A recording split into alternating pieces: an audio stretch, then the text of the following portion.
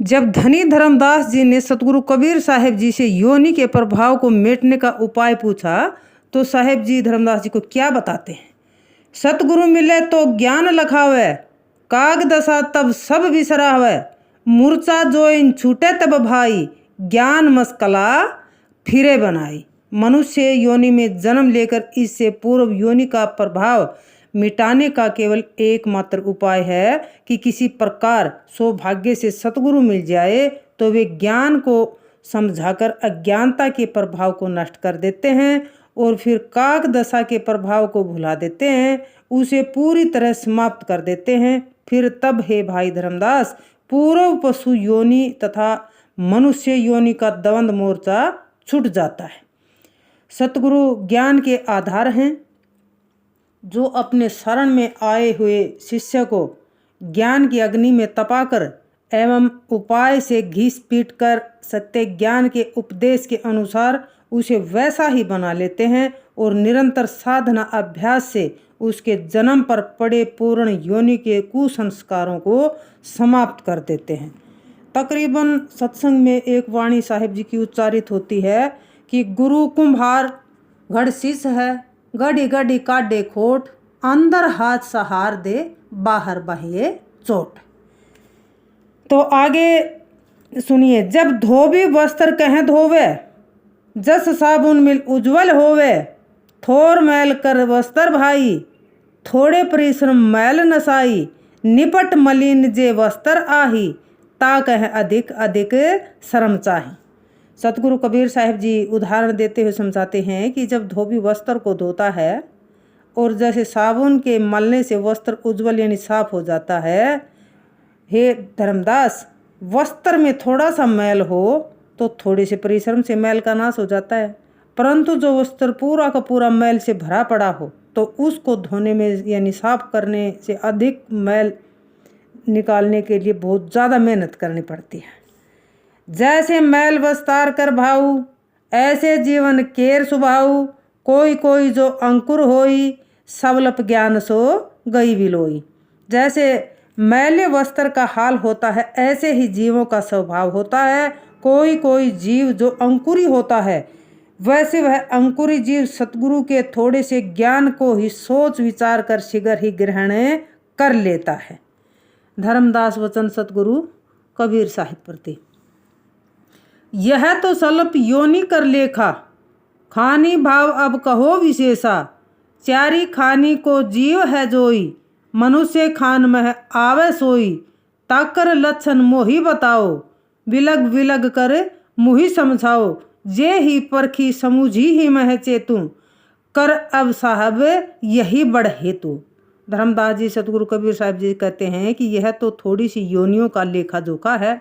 अब आप चार खानी के जीवों का भाव विशेष रूप से कहो। जो चार खानी के जीव हैं वे ही मनुष्य खानी में आते हैं, उनके लक्षण मुझे बताओ और उन्हें अलग अलग कर मुझे समझाओ, जिन्हें देख समझ कर मैं सावधान हो जाऊं। अब हे साहिब, आप यही मेरा बड़ा भला करो।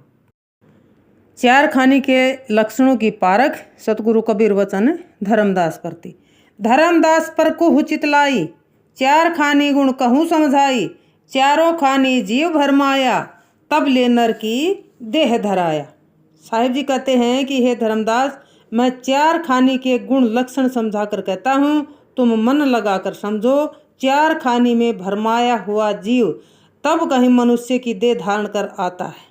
चारों खानी में यानी भरमने भटकने के बाद जीव को मनुष्य की देह मिलती है। देह धरे छोड़े जस खाना, तैसे ता कह ज्ञान बखाना, लक्षण ओ अपलक्षण भेदा, सो सब तुम सो कहो निषेधा।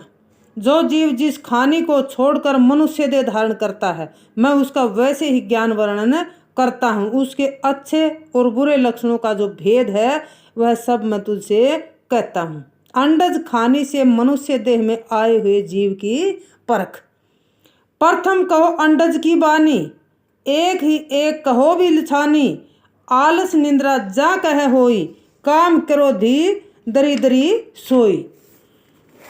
पहले मैं अंडज खानी की बात कहता हूँ तथा फिर एक एक खानी का निर्णय कर बताता हूँ। जिसको बहुत आलस निंद्रा होती है, तथा कामी, क्रोधी और दरिद्र होता है, वह अंडज खाने से मनुष्य देह में आया होता है। चोरी चंचल अधिक सुहाई, तर्सना माया अधिक बढ़ाई, चुगली निंदा बहुत भावै, घर बन झाड़ी अग्नि लगावे। जो बहुत चंचल होता है और चोरी करना उसे अच्छा लगता है, वह धन माया की इच्छा बहुत अधिक बढ़ाता है। दूसरों को चुगली निंदा करना उसे बहुत अच्छा लगता है। इसी स्वभाव के कारण वह दूसरों के घर, वन तथा झाड़ी में आग लगाता है। रोवे कूदे मंगल गावे, भूत प्रेत सेवा मन भावे, देखत देत और पुनि काहूँ, मन में झंख बहु पछता हूँ। ऐसा जीव चंचल होने के कारण कभी बहुत रोता है, कभी कूदता नाचता है, कभी मंगल गाता है और भूत प्रेत की सेवा पूजा उसके मन को अच्छी लगती है। जब कोई किसी को कुछ देता है तो उसे देखकर वह मन ही मन में बहुत खिंचता एवं पछताता है। वाद विवाद सब सो ठाने, ज्ञान ध्यान कछु मन ही न आने, गुरु सतगुरु चिन्हे नहीं भाई, वेद शास्त्र सब देहि उड़ाई। वह किसी भी विषय पर सबसे वाद विवाद ठान लेता है।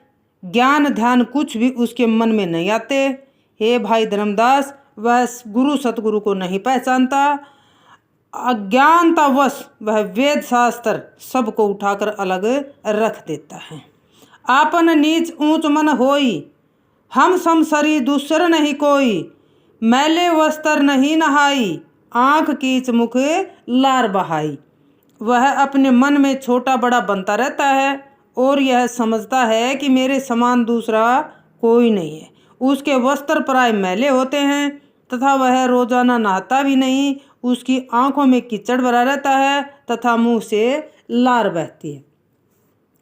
पासा जुआ चित मह आने, गुरु चरणन निसी दिन नहीं जाने, कबूरा मूड ताही का होई, लेबा होए पाऊ पुनि सोई। पासा यानी चौपड़ एवं जुए के खेल में वह अपना चित्त लगाता है, परंतु वह गुरु के श्री चरणों का ध्यान रात दिन में कभी भी नहीं करता। प्राय वह सिर व पीठ से कुबड़ा होता है और फिर उसका पाँव भी लंबा होता है। यही भांति लक्षण में कहा, तुम सुनहु धर्मनी नागरु, अंडज खानी न गोय राख्या, कहो वेद उजागरु, यह खानी वर्णन कहो तो सो, कछु नाही छिपायहु, सो समुझी बानी जीव थिर कै, धोख सकल मिटायहु। साहेब जी कहते हैं कि हे धर्मदास सुनो, इस प्रकार अंडज खाने से मनुष्य योनि में आए जीव का लक्षण मैंने कहा। अंडज खाने का भेद मैंने तुमसे गुप्त नहीं रखा, उसका सारा रहस्य प्रकट कर दिया।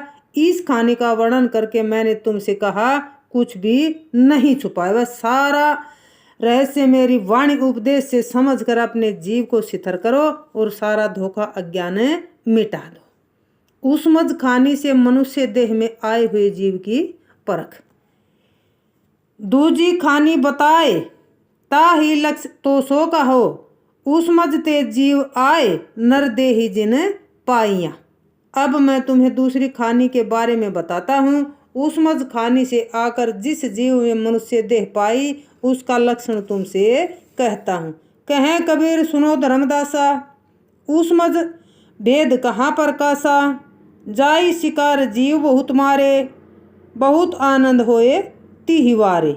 साहिब जी कहते हैं कि हे धर्मदास, मैं तुम्हें उसमझ योनि का रहस्य प्रकट कहता हूँ। वह जंगल में जाकर शिकार करते हुए बहुत जीवों को मारता है और उस समय बहुत आनंद मग्न होता है। मारी जीव जब घर कह आई, बहु विधि रांधता ही कह खाई, निंदे नाम ज्ञान कह भाई, गुरु कह मेटी करे अधिकाई। जीवों को मार जब वह घर पर आता है तो अनेक तरह से उन जीवों के मांस को पकाकर खाता है। हे धर्मदास, वह सतगुरु के ज्ञान नाम की निंदा करता है और अधिकतर गुरु की बुराई एवं निंदा करके गुरु के महत्व को मिटाने का प्रयास करता है। निंदे शब्द और गुरुदेवा, निंदे चौका नरियर भेवा, बहुत बात बहुते नरी आई, कथे ज्ञान बहुते समुझाई। वह शब्द उपदेश एवं गुरुदेव की निंदा करता है। वह साक्षात गुरु की भक्ति विशेष पूजा स्वरूप यज्ञ आरती चौके के विधान एवं उन्हें समर्पित होने के लिए नारियल भेंट की निंदा करता है। वह बहुत बात करता है तथा बहुत अकड़ता है और अहंकार के कारण बहुत ज्ञान कथ कर समझाता है। झूठे वचन सभा में कहे ही, टेढ़ी पाग छोर उर्म है ही, दया धर्म मन ही नहीं आवे, करे पुण्य ही हांसी लगावे।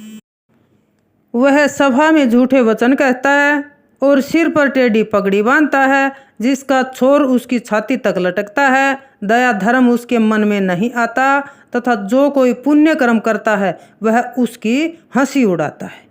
माल तिलक अरु चंदन करी, हाट बाजार चिकन पट फिर ही, अंतर पापी ऊपर दाया, सो जीव यम के हाथ बिकाया, लंब दंत अरु वदन भयावन, पीरे नेत्र ऊंच अति पावन।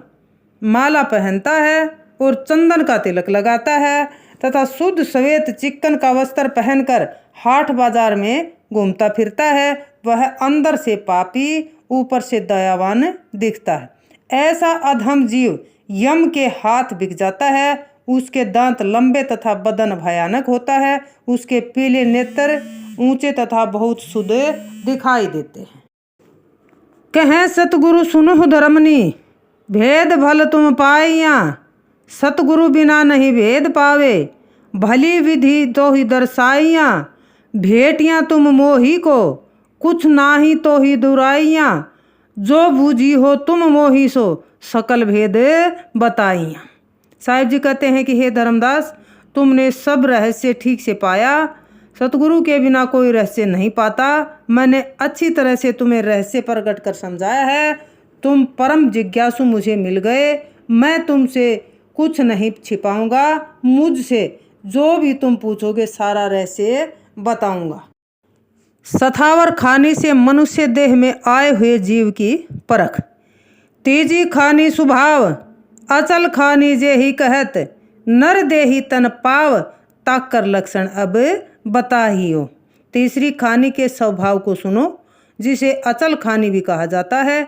उस खानी से आए हुए ये जीव जो मनुष्य देह पाते हैं, अब मैं उनका लक्षण तुम्हें बताता हूँ।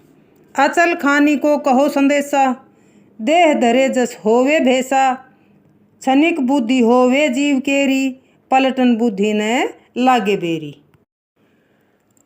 अचल यानी सथावर खानी का समाचार संदेशा मैं तुम्हें कहता हूँ। उसमें आया जीव भैंसे जैसा शरीर धारण करता है। ऐसे जीवों की बुद्धि क्षणिक यानी थोड़ी होती है। उनकी बुद्धि पलटने में देरी नहीं लगती।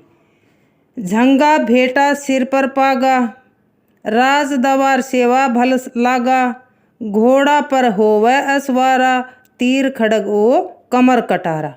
वह कमर में भेटा बांधता है तथा सिर पर पगड़ी तथा राज दरबार की अच्छी सेवा करता है।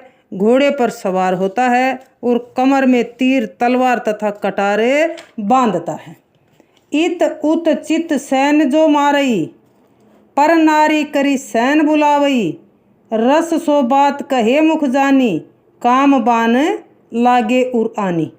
इधर उधर देखता हुआ मन से जो सैन मारता है, पर स्त्री को सैन से बुलाता है, वह मुंह से रस भरी मीठी बातें कहता है, जिससे काम विषय का बाण हृदय में जाकर लगता है। पर घर ताकई चोरी आई, पकड़ बांधी राजा पहलाई, हिंसी करे सकल पुनि जब हूँ, लाज शर्म उपजय नहीं तब हूँ। वह दूसरों के घर को कुदृष्टि से ताकता है तथा जाकर चोरी करता है। पकड़े जाने पर राजा के पास लाया जाता है। जब फिर सारा संसार उसकी हंसी उड़ाता है, तब भी उसे लाज शर्म पैदा नहीं होती। छिन इक मन मह पूजा करई, छिन इक मन से वाचित धरई, छिन इक मन मह विसरे देवा, छिन इक मन मह कीजे सेवा। एक क्षण में उसके मन में किसी देवी देवता की पूजा करने की आती है। दूसरे क्षण में उसका मन बदल जाता है। तथा उसका मन किसी भी सेवा करने में लग जाता है। क्षण भर में उसका मन देवी देवताओं को भूल जाता है और एक क्षण में ही वह उसका मन किसी भी सेवा करने में लग जाता है। छिन एक जानी पोथी बाँचा, छिन एक माही सबन घर नाचा, छिन एक में सूर कहाई, छिन एक में कायर हो जाई। एक क्षण में वह पोथी पुस्तक पढ़कर ज्ञानी बनता है, एक क्षण में वह सबके घर आना जाना घूमना फिरना करता है, एक क्षण में वह अपने सूरवीर कहलाता है, तो एक क्षण में वही कायर हो जाता है।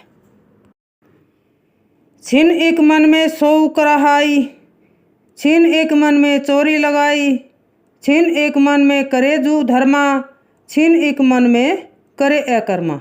एक क्षण में वह मन में साहू यानी धनी कहलाता है, एक क्षण में मन में चोरी का भाव लाता है, वह एक क्षण में धर्म करने लगता है, एक क्षण में वह न करने योग्य कर्म करने लगता है। इस प्रकार क्षण प्रति क्षण उसके मन के भाव बदलते रहते हैं, जिसके कारण वह सुखी दुखी होता रहता है।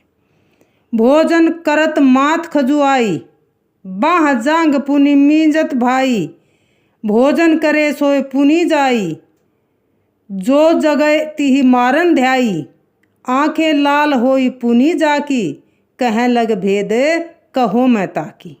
वह भोजन करते समय माथा खुजलाता है तथा फिर बाह जांग रगड़ता है, भोजन करता है फिर सो जाता है, जो जागता है उसे मारने दौड़ता है, फिर जिसकी आंखें लाल हो जाती हैं मैं उसका भेद कहाँ तक कहूँ। अचल खानी भेद धर्मनी, छिनक बुद्धि सो होए हो, छिन माही करके मेट डारे, कहाँ तुम सो सोए हो, मिले सतगुरु सत्य जा कह, खानी बुद्धि सब मेट ही, गुरु चरणन लीन अधीन होवे, लोक सो हंसा पैठ ही। साहेब जी कहते हैं कि हे धर्मदास, अचल खानी से आए जीव का यह रहस्य है, वह क्षणिक बुद्धि का होता है। वह अपने मन से क्षण भर में कुछ करता है और फिर क्षण भर में उसे मिटा देता है। वह सब तुमसे कहा स्थावर खानी से आए उस जीव को यदि सौभाग्य से सत्य अनुभवी गुरु मिल जाए तो वे उसकी स्थावर खानी की सारी बुद्धि मिटा देते हैं। फिर वह मुमुक्ष जीव गुरु चरणों के ध्यान में लीन उनके अधीन हो जाए और सत्य गुरु के सत्य ज्ञान को ग्रहण कर हंस बने तथा फिर भक्ति साधना करता हुआ सतलोक को जाए। पिंडज खानी से मनुष्य शरीर में आए जीव की परख। सुन हो धर्मदास, पिंडज लक्षण गुण कहो, कहो तुम्हारे पास, चौथी खानी की युक्ति सो। साहेब जी कहते हैं कि हे धर्मदास सुनो, पिंडज खानी से मनुष्य योनि में आए हुए जीव के गुण लक्षण कहता हूँ, वे सुने हुए तुम्हारे पास होंगे। वे चौथी खानी जानने के उपाय हैं। पिंडज खानी के लक्ष्य सुनाऊं, गुण अवगुण का भेद बताऊं, बैरागी उन मुनि मतधारी, करे धर्म पुनि वेद विचारी। पिंडज खानी के लक्षण सुनाता हूँ और उसके गुण अवगुण का रहस्य बताता हूँ। पिंडज खानी से आया जीव बैरागी होता है तथा योग साधना की मुद्राओं में उन मुनि समाधि आदि का मत धारण करने वाला होता है और वह वेद जीव विचार कर धर्म कर्म करता है। तीर्थ व्रत अरु योग समाधि, गुरु चरण चित भल बांधी, वेद पुराण कथे बहु ज्ञाना, सभी बैठी बातें भल ठाना। वह तीर्थ जाता है, व्रत करता है एवं ध्यान योग समाधि में लगन लगाता है। उसका मन गुरु के चरणों में अच्छी प्रकार बंधा हुआ होता है। वह वेद पुराण का ज्ञानी होकर बहुत ज्ञान कहता है और सभा में बैठकर बहुत अच्छी बातें करता है। राज योग कामिनी सुख माने, मन संख्या कबहू नहीं आने, धन संपत्ति सुख बहुत सुहाई, सेज सफेद पलंग बिछाई। राज्य मिलने का अथवा राज्य का कार्य करने का तथा स्त्री संग का बहुत सुख मानता है। कभी भी अपने मन में शंका नहीं आने देता। उसे धन संपत्ति का सुख बहुत अच्छा लगता है और पलंग पर शुद्ध सफ़ेद सैया बिछाता है। उत्तम भोजन बहुत सुहाई, लौंग सुपारी बीरा खाई, खर्चे दाम पुण्य मह सोई, हृदय शुद्धि ताकर पुनि होई। उसे उत्तम भोजन यानी शुद्ध सात्विक सुपाच्य और पौष्टिक बहुत अच्छा लगता है। वह लौंग सुपारी एवं पान बीड़ा खाता है। वह पुण्य कर्म में धन खर्च करता है और मन में उसकी यादें आती रहती है। चक्षु तेज ताकर पुनि जानी, पराक्रम देहि बल ठानी। देखो सौरग सदा ते ही हाथा, देखे प्रतिमा नावे माथा। उसकी आँखों में बहुत तेज होता है और शरीर में पुरुषार्थ बल भरा होता है। सौरग सदा उसके हाथों में है। यदि वह कहीं पर भी देवी देवता या किसी संत महापुरुष की प्रतिमा देखा तो माथा झुकाता है। बहुत लीन आधीन धर्मनी, ताही जीव कह जानी हो। सतगुरु चरण निशी दिन कहे, सत्य शब्द निस्मानी हो। एक एक बिलोय धर्मनी, कह हो सत में तो ही सो। चार खानी लक्ष्य भासे हो, सुनो आगे मोही सो। साहेब जी कहते हैं कि हे धर्मदास, उस जीव को ध्यान सुमरण में बहुत लीन तथा गुरु के अधीन समझना। वह सत्य गुरु के श्री चरणों का दिन रात ध्यान कराता है और उनके सत्य उपदेश को निश्चयपूर्वक मानता है। हे धर्मदास, एक एक खाने का वर्णन कर लक्षण सहित मैंने तुम्हें सत्य कहा। चारों खाने के लक्षण वर्णन कर दिए हैं। अब इससे आगे मुझसे सुनो। इससे आगे साहेब जी मनुष्य शरीर से मनुष्य देह में आने वाले जीव की परख समझाएंगे, जो कल की वीडियो में बताया जाएगा। तब तक के लिए आज्ञा दें, अपना ख्याल रखें, साहिब से अटैच रहें। बोलो साधो सत साहिब।